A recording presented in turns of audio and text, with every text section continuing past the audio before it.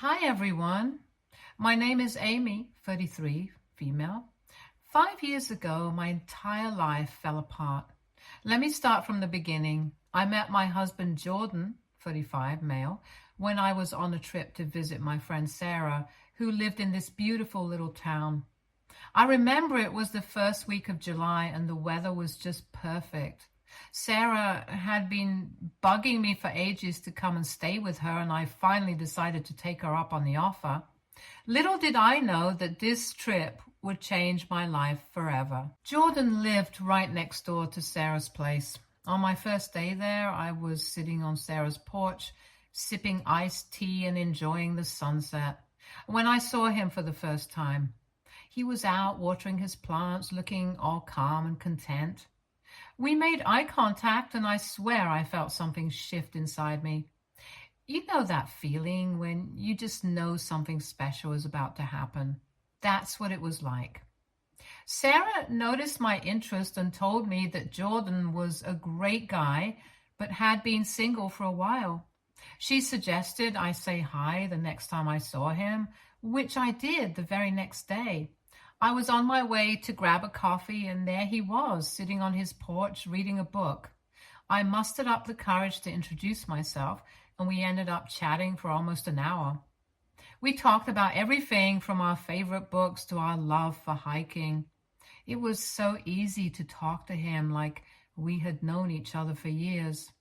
As my trip was coming to an end, I started feeling sad about leaving. On my last night there, Jordan and I went out for dinner. It was nothing fancy, just a cozy little restaurant by the lake, but it was perfect.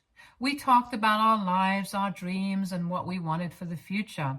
When he dropped me off at Sarah's place, we shared our first kiss. It was like something out of a movie, fireworks, butterflies, the whole shebang. After I got back home, we kept in touch through calls and texts. It wasn't long before we were spending hours on the phone every night, talking about everything under the sun. We decided to give long distance a shot, and for the next few months, we made it work. We visited each other as often as we could. He came to see me in my city, and I went back to visit him whenever I could. Those weekends together were the highlight of my life at the time. As time went on, the distance started to become more and more challenging. We were both miserable whenever we had to say goodbye, and it was getting harder to be apart. So after about a year of long distance, I started looking for jobs in his city. I was lucky enough to find a great opportunity, and I decided to take the plunge and move there. The one thing in our relationship that I felt was weird was his relationship with his mother, Pam, 57, female. Now, here is the thing about Pam and Jordan's relationship. They are very close. Jordan is a typical mama's boy, and Pam is one of those moms who don't think that anyone is good enough for their son. Her relationship with Jordan sometimes made me feel like the third wheel in our own relationship.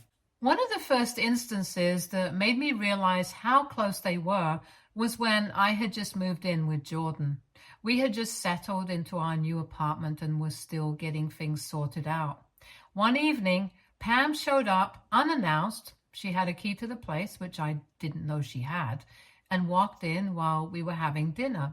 It was a bit awkward, to say the least. She started rearranging things in the kitchen, telling us how she thought it should be organized. I tried to laugh it off, thinking she was just being helpful, but it felt like she was trying to impose her way of doing things on us.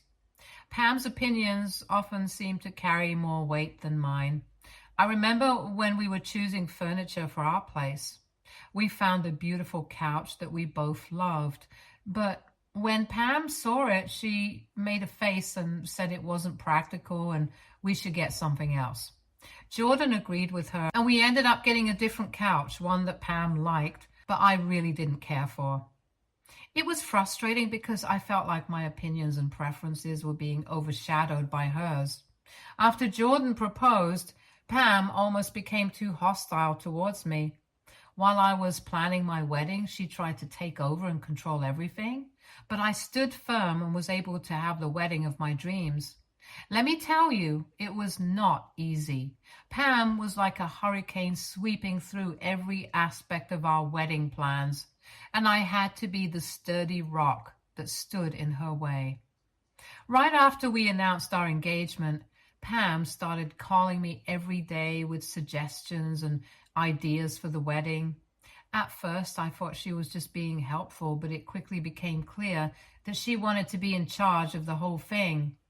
She would say things like, "You should go with a traditional church wedding, Amy. It's what our family expects." Now, Jordan and I had already decided we wanted an outdoor ceremony by a lake surrounded by nature. It was something that meant a lot to both of us, but Pam wasn't having it. She even went as far as to book a church and arrange a meeting with the pastor without consulting us. Then there was the issue with the dress. I had found the perfect dress, a simple, elegant gown that made me feel like a princess. But when Pam saw it, she wrinkled her nose and said, "Oh, that's nice, but don't you think it's a bit plain? You should go for something more extravagant, like a ball gown." She actually took me to another bridal shop and tried to get me to buy a huge puffy dress that looked like it came straight out of a fairy tale. It wasn't me at all, and I had to firmly tell her that I was sticking with my choice. She looked so disappointed, but I wasn't going to let her guilt me into changing my mind. On the day of the wedding, Pam tried to take over the coordination of everything. She was telling the photographer where to set up, instructing the band on what to play, and even trying to rearrange the decorations. At one point, I had to take her side and politely but firmly tell her that we had everything under control and that she should just relax and enjoy the day. It was tough, but I was determined to make sure that our wedding reflected who we were as a couple, not her vision. About a year after the wedding, Pam lost her job. She was working as a manager at a local store, and unfortunately, the store shut down. It was a tough time for her, and she was pretty shaken up. Jordan and I talked it over and agreed that until she could find another job, we would help her out with the rent. Pam's place wasn't too far from us, so it made sense to help her out rather than have her stress about finances on top of everything else. Pam started looking for a new job, but she kept complaining that it was hard to find one because of her age. She said, "No one wants to hire someone in their late 50s. They all want young people." At first, I felt really bad for her and tried to be as supportive as possible. I even helped her update her resume and coached her on how to answer interview questions. But after a few weeks, I started to notice a pattern. Every time she went for an interview, she would come back with a story about how the interviewer didn't seem to like her or how the job wasn't a good fit because the company seemed too disorganized. She would say things like, "I can't believe how unprofessional these people are," or "I don't want to work for a place that doesn't have its act together." It began to feel like she was finding excuses not to take any job that came her way. A year passed and Pam still hadn't been able to get a job. We were still continuing to pay her rent, and it was starting to really take a toll on our finances. But then things changed in a big way. I found out I was pregnant. It was the happiest day of my life. I had always wanted to be a mother, and knowing that I was going to have a baby made everything seem brighter. Jordan and I were over the moon with excitement, and we started preparing for our little one's arrival right away. When I was about 8 months pregnant, I decided it was time to take my maternity leave. I worked in sales, and while I still received my basic salary during my leave, my main source of income was from the commissions, which stopped as soon as I went on leave. This meant our income took a significant hit, and things got a lot tighter financially. We were managing, but it was clear we couldn't keep up with paying Pam's rent much longer without seriously compromising our own financial stability. As my due date approached, the stress of our financial situation started to weigh heavily on me. I was supposed to be focusing on preparing for the baby and enjoying this special time, But instead, I was constantly worrying about money. We had savings, but they were dwindling fast, and we needed to make sure we had enough to cover any unexpected expenses that might come up with the baby. We agreed that we needed to have a serious talk with Pam and let her know that we couldn't continue to pay her rent. We decided to have the conversation the next day. Pam came over for lunch, and after we finished eating, we sat down with her in the living room. I was so nervous, my heart was pounding in my chest. Jordan started by explaining our situation, how my income had decreased significantly, and how we were struggling to make ends meet. Pam listened quietly, but I could see her expression darken as she realized where the conversation was headed. When we told her that we wouldn't be able to pay her rent anymore, she got very upset. She said, "How am I supposed to survive without your help? I've been trying to find a job, but no one wants to hire someone my age." I felt bad for her, but I also knew that we had to prioritize our own family's needs, especially with a baby on the way. I tried to stay calm and explain that we had been supporting her for over a year and that we just couldn't afford it anymore. I suggested she look into other options like finding a roommate to share the rent or even moving into a more affordable place. Pam was not happy about it. She said she couldn't possibly live with a stranger and that moving would be too much for her to handle. The conversation was tough and it didn't end on a good note. Pam left in a huff and I felt terrible. Less than a week later, Pam came to visit us again, and this time she didn't say anything about the rent, and I thought we had moved past the whole issue. She seemed calm, and we had a nice chat about the baby and other light-hearted topics. It felt like a weight had been lifted off my shoulders, and I was relieved that things seemed to be getting better. But then, after she left, something strange happened. Jordan got a call from her, and I could see his face tense up as he listened. He didn't say much, just a few uh-huhs and "okay, I'll be there soon." Less than 5 minutes later, he grabbed his keys and told me he had to go out for a bit. I assumed he was going to his mother's place, but I didn't think much of it at the time. Maybe she needed help with something, I thought. Hours passed and Jordan still wasn't back. I started to get worried and tried calling him, but he didn't pick up. I sent him a few texts asking where he was and if everything was okay. All he responded with was a short message saying he wouldn't be home that night and that he'd explain everything later. My heart sank. I couldn't understand why he wasn't coming home or what could be so important that he needed to stay out all night. The next day, I had an important prenatal appointment. Jordan was supposed to accompany me, but he didn't show up, so I went alone. Everything went fine at the appointment, and I was looking forward to sharing the updates with him. But when I got back home, I was greeted by a shocking sight. My stuff was on the porch. Clothes, books, everything. There was a note taped to the door from Jordan. It said he knew I cheated and that he wasn't the father of the baby. My heart sank, and I felt a wave of panic wash over me. I tried to get inside, but the locks had been changed. How had he managed to do all this so quickly? It was like my world had turned upside down in an instant. I didn't know where to go, so I went to my friend Sarah's house. She lived right next to us, and I hoped she could help me figure out what to do.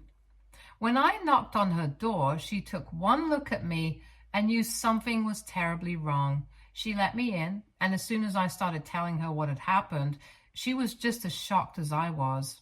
Sarah said she had heard some commotion earlier but hadn't paid much attention to it. She had no idea what was going on either. I tried calling Jordan, but he didn't pick up. My mind was racing, trying to make sense of everything. Then, out of nowhere, I received a text message from Jordan. It was a picture of me standing at our front door with a man. I was smiling, and the guy was handing me something. I remembered this guy. He was a colleague who had come over a few times to get my signature on some work document. Nothing inappropriate had happened. He was just a coworker. Who could have taken this photo? I was so confused and hurt. I texted Jordan, trying to explain that the man in the picture was just a colleague from the office and that nothing had happened between us. But Jordan didn't believe me. He just replied saying he wanted a divorce and that he couldn't trust me anymore. It felt like a dagger to the heart. I couldn't believe it took so little to destroy our relationship. Trust me, I tried my best to explain everything and reassure him, but it was like he had already made up his mind. Something had changed in him and he wasn't ready to listen to me at all. A few weeks later, I was still living at Sarah's house. I was trying to keep myself together, but it was hard with all the stress and uncertainty hanging over me. I did make plans to move back to my parents' place for a while to get some stability, but I couldn't travel right now because of how far along I was in my pregnancy. It just wasn't safe for me or the baby. I needed help, so I asked my mom to come and stay with me. She flew in the next day, and it was such a relief to have her by my side during this difficult time. My mom helped me find a small apartment nearby. It wasn't much, but it was a place where I could start over. I used what little money I had saved to sign the lease, and my parents generously loaned me some money to help with the baby's expenses. They have been my rock through all of this, and I couldn't have made it without them. It was a humbling experience relying on my parents like this, but I was grateful for their support. I had to deliver my baby without my husband. My mom was there, but I still felt so alone. After a month later, I was still trying to reach out to Jordan, texting him, sending him photos of our baby boy, and doing everything I could to make him believe that he was the father.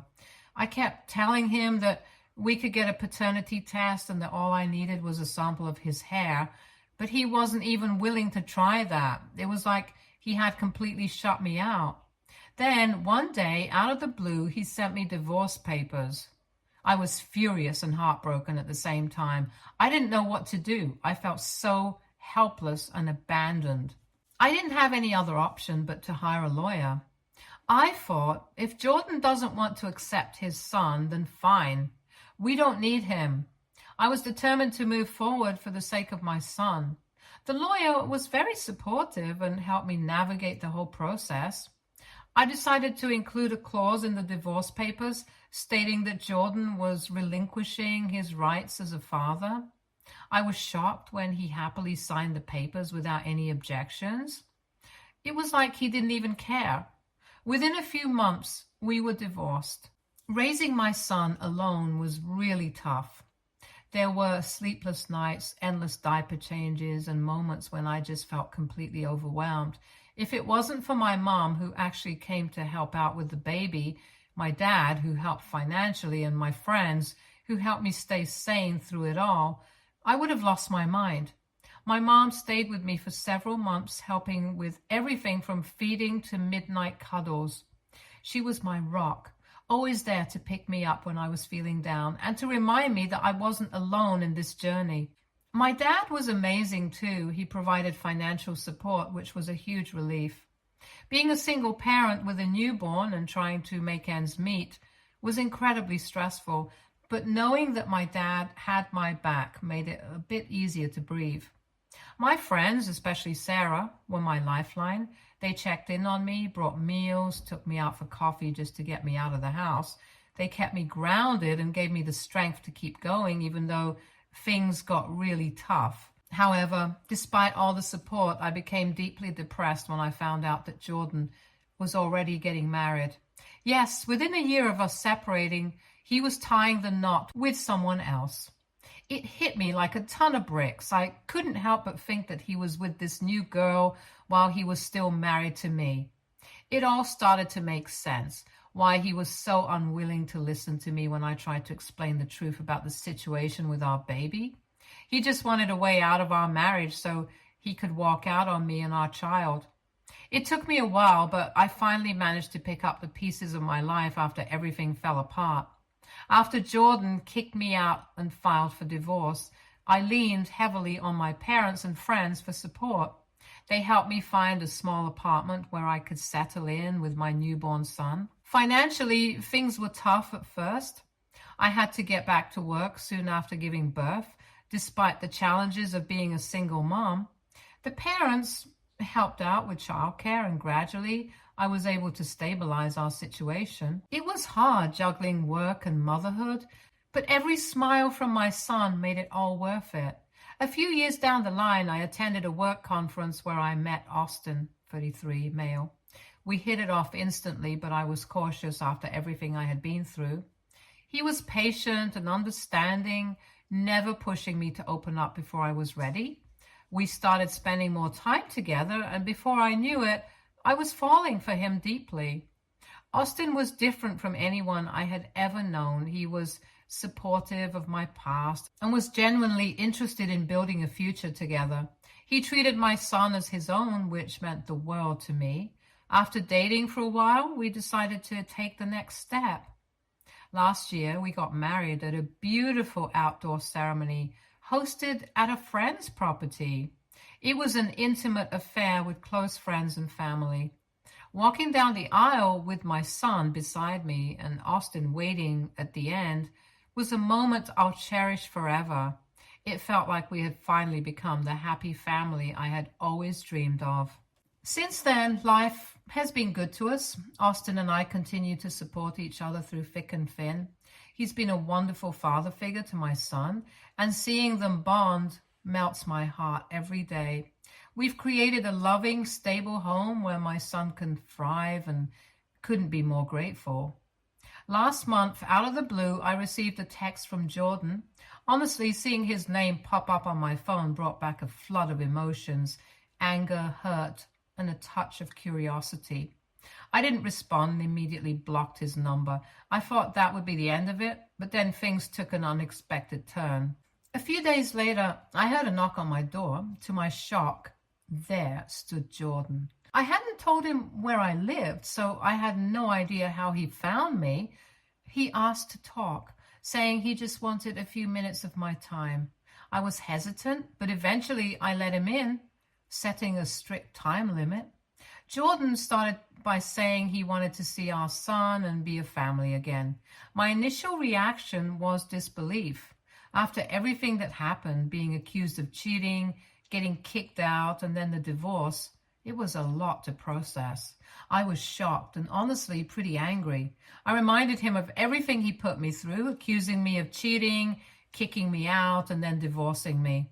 I told him our son already has a father, my husband, Austin, who legally adopted him after we got married. Jordan didn't take this well at all. He argued that Austin is just a stepdad and not our son's real father. Things got heated, and I had to remind Jordan that he willingly signed away his parental rights during our divorce. He got even angrier and refused to leave, insisting on meeting our son. I felt so cornered that I threatened to call the police if he didn't go. Eventually, he left after banging on the door for a while. Since then, Jordan has been bombarding me, my mom, and my friends with calls and messages. I'm feeling overwhelmed and unsure of how to handle this situation. It's like he's trying to force his way back into our lives after abandoning us. Has anyone here been through something similar? Any advice on how to handle Jordan's persistence without putting my family's peace at risk would be greatly appreciated. Thanks in advance for your help. Update 1. Hey everyone, I wanted to update you on what's been happening since I last posted. First, thank you all for your support and suggestions. It really means a lot to me. After Jordan showed up unannounced and started harassing us, I decided to seek legal advice. I contacted a lawyer and explained the whole situation to her. She assured me that legally, Jordan has no rights to my son. She explained that because my husband Austin legally adopted my son after we got married, Jordan's rights as a biological father were effectively terminated when he willingly signed away his parental rights during our divorce. It was a huge relief to hear this from a legal professional. She also advised me on steps I could take if Jordan continued to harass us. She said we could pursue legal actions such as getting a restraining order or taking other measures to ensure our safety and peace of mind. Armed with this information, I feel more confident about handling the situation. I know now that legally my family is protected and I don't have to entertain Jordan's attempts to disrupt our lives. After I told Austin about it, he was understandably concerned and told me never to open the door if Jordan came by again. He's worried about Jordan's behavior, and honestly, so am I. Curiosity got the better of me, though, and I did a bit of social media digging. Turns out Jordan is divorced now. I'm not surprised, to be honest. Starting a new relationship on the back of another one rarely ends well. Since that incident, Jordan hasn't stopped with the texts and calls. It's all he's been doing, constantly trying to reach out to us.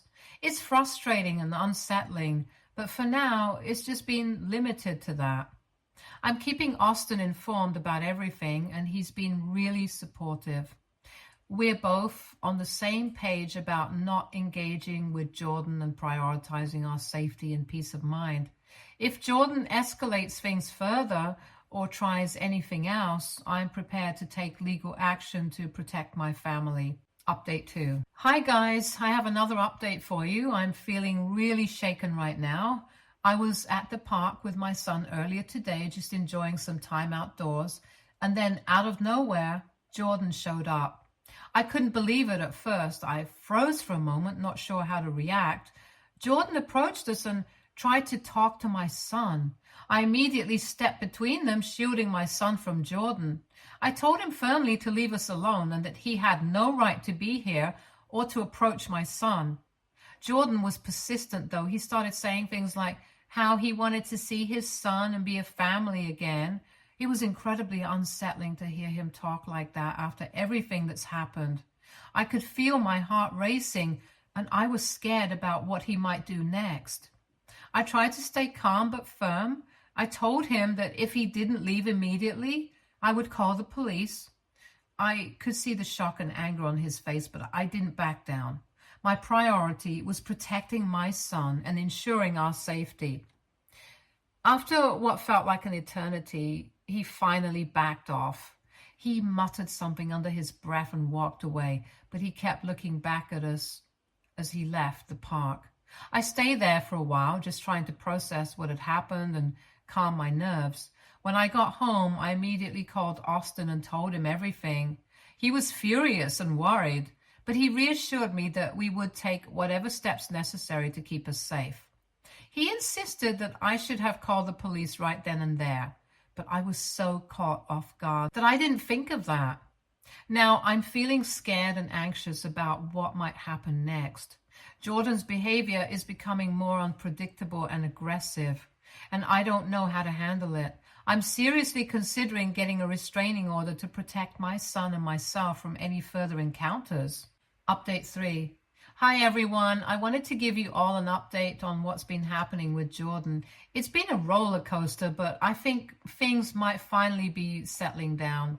After the incident at the park where Jordan showed up unexpectedly, I realized I couldn't keep living in fear of him, so I made a decision. I sent him a firm text message and told him that if he wanted to see his son, he needed to get a lawyer, and we could discuss things through legal channels. I didn't want any more surprises or confrontations. I also made sure to have my lawyer with me when we met. Austin was there too, standing by my side.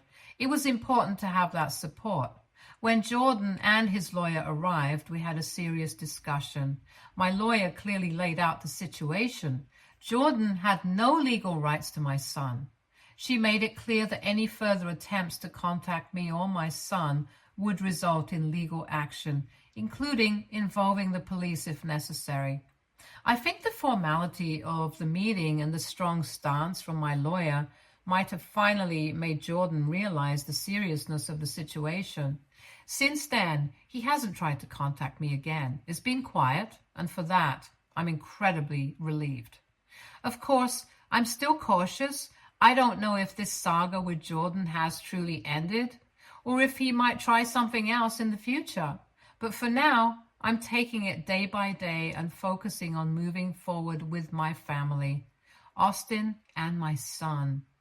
I want to thank you all for your support throughout this challenging time. Your advice and encouragement have meant the world to me. Stay tuned for more stories from our girl relationships.